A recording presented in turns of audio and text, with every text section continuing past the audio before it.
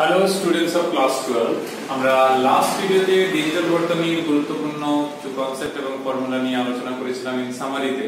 তো এইবারে আমাদের নিউমেরিক্যালস করার সময় তো সবচেয়ে প্রথম যেটা আমরা অন্যান্য অধ্যায়ে করেছি সেটাই করব, সেটা হচ্ছে এমসিকিউ নিয়ে আলোচনাটা শুরু করব।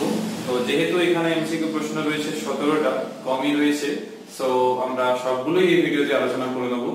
আর পরের ভিডিওতে আমরা সেট 1 এর কিছু গুরুত্বপূর্ণ প্রশ্ন নিয়ে আলোচনা করব, কারণ হচ্ছে সেট 1 এ কিছু প্রশ্ন একই রকমই রয়েছে, তো সেগুলো বললেই তোমরা বাকিগুলো পেয়ে যাবে। তো এই ভিডিওতে যেটা লক্ষ্য সেটা হচ্ছে এমসিকিউ নিয়ে আলোচনা করা।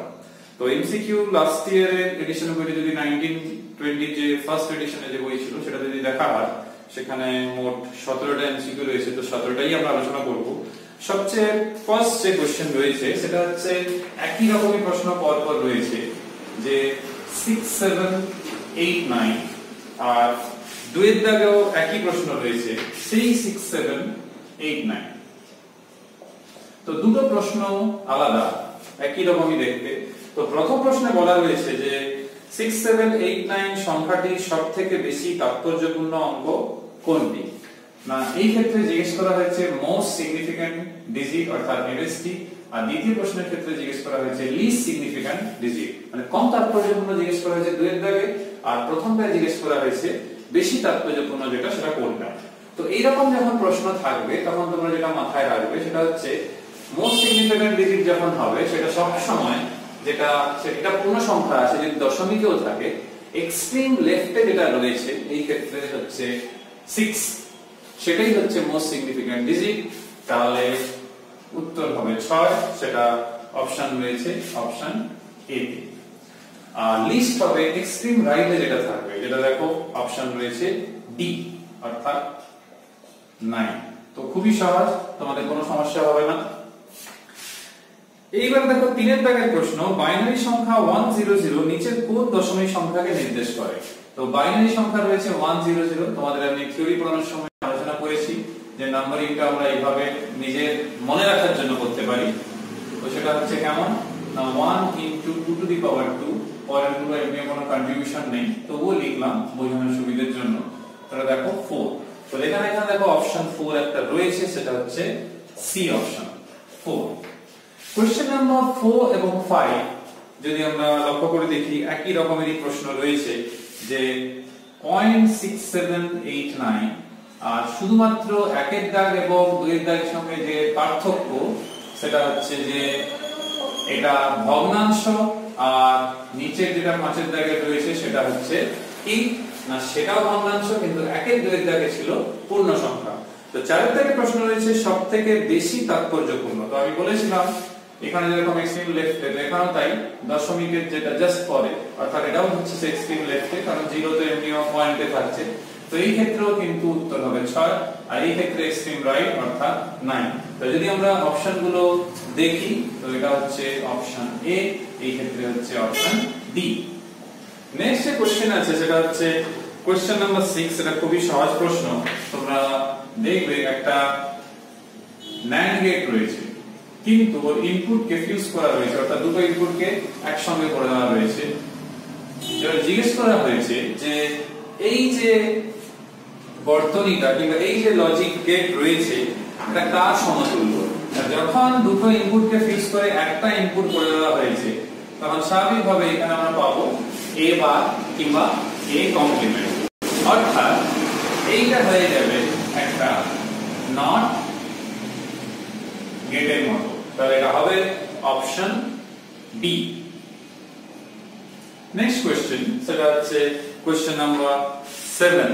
তো সেই ক্ষেত্রে যদি আমরা একটু লক্ষ্য করে দেখি যে বর্তনীটা আমাদের যেরকম রয়েছে, ড্র করে দিলে মনে হয় তোমাদের একটু সুবিধা হবে বুঝতে। তো এরকম প্রশ্ন আমাদের আসতে পারে।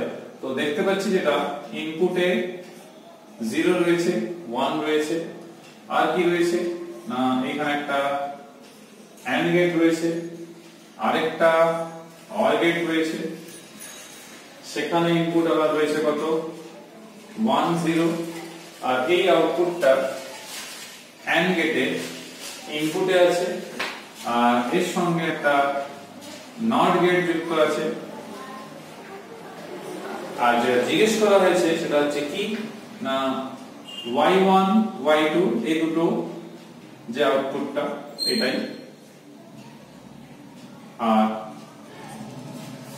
এই ক্ষেত্রে যেটা জিজ্ঞেস করা হয়েছে সেটা হচ্ছে y1 y2 এবং y3 মানগুলো কত সেগুলো জিজ্ঞেস করা হয়েছে। তো এটা কত সহজে বের করতে পারছি দেখো, এটা 0 1 অর গেট মানে 0 প্লাস 1, তাহলে এখানে কত পাবো 1 পাবো, 1 প্লাস 0 তাহলে 1 পাবো। তো এখানে কত পেলাম 1 1, তো 1 1 এন্ড গেট 1 আসবে, তাকে ইনভার্ট করবে অর্থাৎ 1 বার অর্থাৎ 0, তার মানে উত্তর হবে 1 1 0। তো এটা কোন অপশনে রয়েছে, এটা অপশন এ তে রয়েছে। তাহলে কত সহজে এটা করা যাচ্ছে, একটু শুধু গেটের ধারণা থাকলেই হবে।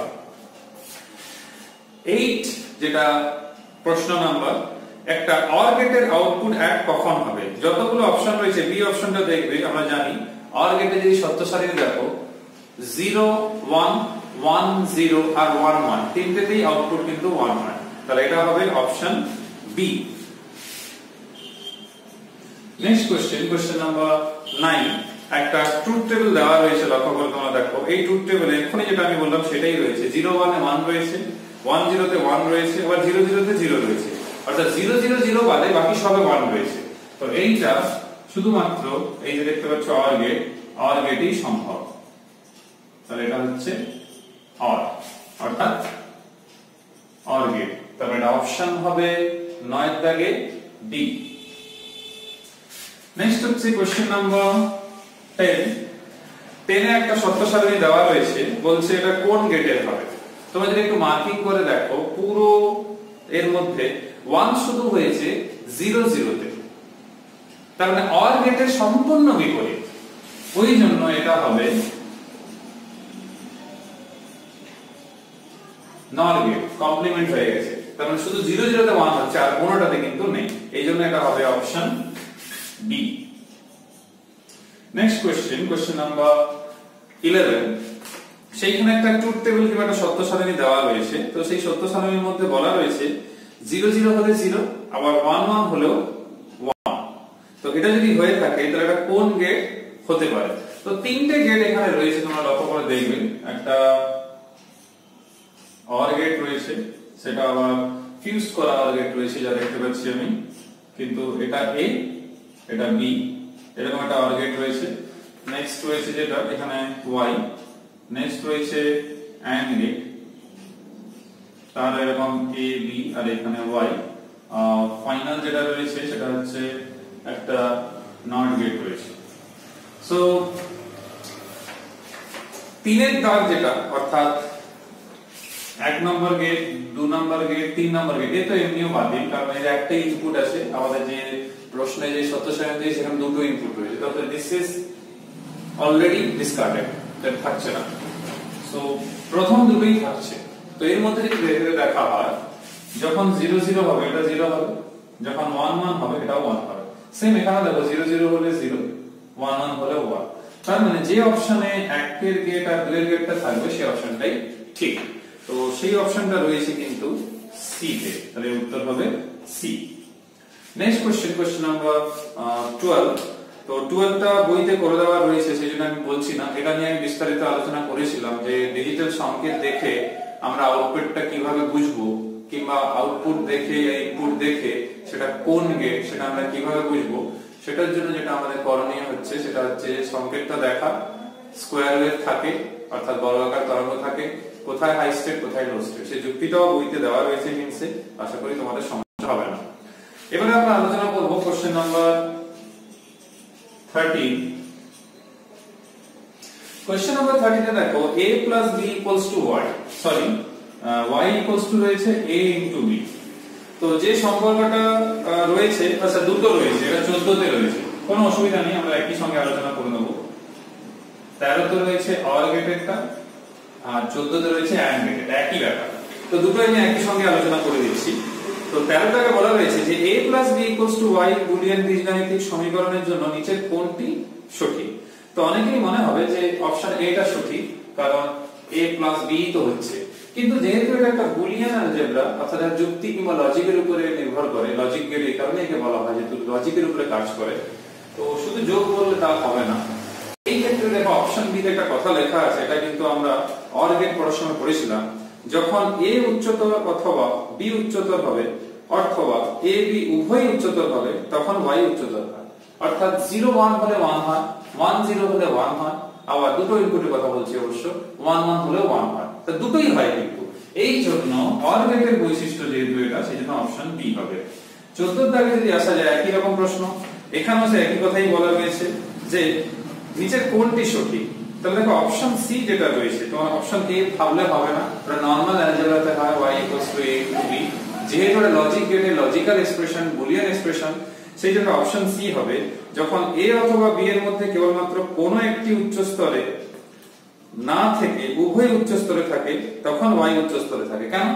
যেহেতু এটা একটা মাল্টিপ্লিকেটিভ অর্থাৎ AND গেট, তার মানে কি 0 ইনটু 0 যেরকম 0, 0 ইনটু 1 ও 0, আবার 1 ইনটু 0 ও 0, যেটা অর গেটে কিন্তু হয়নি।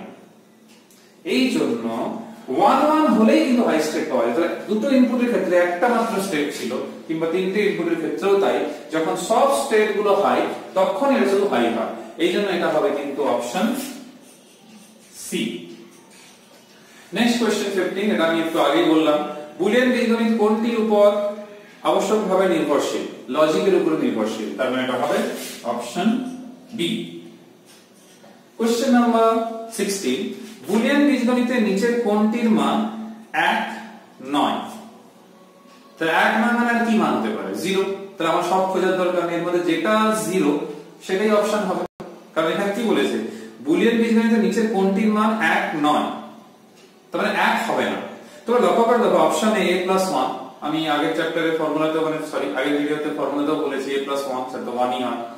সেকেন্ড অপশন দেখো রয়েছে এটা, এটা কিন্তু অলওয়েজ 0, তোমরা 1 বসাও, 1 ইনটু 1 বার 0, 0 ইনটু 0 বার তখনও কিন্তু 0। তার মানে এই অপশনটা হবে। সি ডি এর দিকে যাওয়ারই দরকার নেই, কারণ কোন অপশনটি বলেছে, কোন কোনটি তো বলে, তো সি ডি যদি লক্ষ্য করা হয় ওগুলো কিন্তু 1 হচ্ছে, কিন্তু বলেছিল 1 নয়, তাহলে এটাই হবে অপশন বি হবে উত্তর। লাস্ট কোশ্চেন সেটা হচ্ছে কোশ্চেন নাম্বার 17, সেখানে বলা আছে বুলিয়ান বীজগণিতের নিচের কোনটির মান 0 নয়? তাহলে এটা উল্টো প্রশ্ন, মানে 0 নয় সেটা খুঁজে বের করতে, আগেরটায় 0 কোনটা সেটা খুঁজে বের করতে হয়েছিল। তো এখানে যতগুলো তোমাদের অপশন রয়েছে তোমরা একটু যদি মাইনরলি দেখো, অপশন বি থেকে শুরু করি কারণ এটা সঠিক উত্তর। বি তে দেখো a ডট a বার, এটা অলওয়েজ 0, ফর্মুলা দিয়ে ছিল আমরা। a ডট 0, এটাও 0, কারণ 0 এর সঙ্গে যাকেই গুণ করব সে বুলিয়ান অ্যালজেব্রা হোক কি নরমাল অ্যালজেব্রা হোক সে 0ই হবে। তারপর হচ্ছে a প্লাস a বার আর হোল বার, যদি ডি মর্জন উপাদ্য লাগানো হয় এটা কত আসবে? না এরকম আছে a প্লাস a বার আর হোল বার, তাহলে কত আসবে? না বুলিয়ান অ্যালজেব্রা যদি লাগানো হয় এরকম আসছে, তার মানে কি a বা a, এটা তো সব সময় 0। তাহলে একটা মাত্র থাকলো, দেখো কত, এইটা, এটা যদি প্রয়োগ করা হয় তাহলে কত আসছে? এখানে লক্ষ্য করে দেখো a প্লাস 1, এটা কিন্তু অলওয়েজ 1, তার মানে এই ক্ষেত্রে যদি আমরা, আচ্ছা একটা জিনিস এখানে লক্ষ্য করে দেখো তো তোমরা, 0 বার হচ্ছে তাই কিন্তু 1 লিখেছি, 0 কিন্তু হবে না, এটা a প্লাস 1, তাহলে অলওয়েজ কি হবে 1 প্লাস a যেটা রয়েছে। তোমরা একটু বইটাও দেখো, যখন তোমরা এই ফর্মুলাগুলো নিয়ে আলোচনা হয়েছিল a প্লাস 1 960 পেজে, তখন এটা কিন্তু 1ই ছিল। তার মানে এই অপশনটাই সঠিক উত্তর হবে 17 দাগে, সেটা হচ্ছে অপশন এ, যে এইটাই হচ্ছে 1, বাকি সবগুলো হচ্ছে কিন্তু 0। তো এখানেই এমসিকিউ নিয়ে আলোচনা শেষ হচ্ছে। আমরা নেক্সট ভিডিওতে সেট 1 এ 6টা প্রশ্ন রয়েছে, কিন্তু এক এক দুই দাগে অনেকগুলো প্রশ্ন, একই রকম প্রশ্ন, সেটা আমি একটা টাইপের শিখিয়ে দিলেই তোমরা অন্যগুলো নিজেরাই করতে পারবে, সেটা আমরা নেক্সট ভিডিওতে আলোচনা করে নেব। সবাই সুস্থ থেকো, ভালো থেকো, পরের ভিডিওতে সেট 1 এর প্রবলেম নিয়ে তোমাদের সঙ্গে আবার দেখা হবে। Till then by.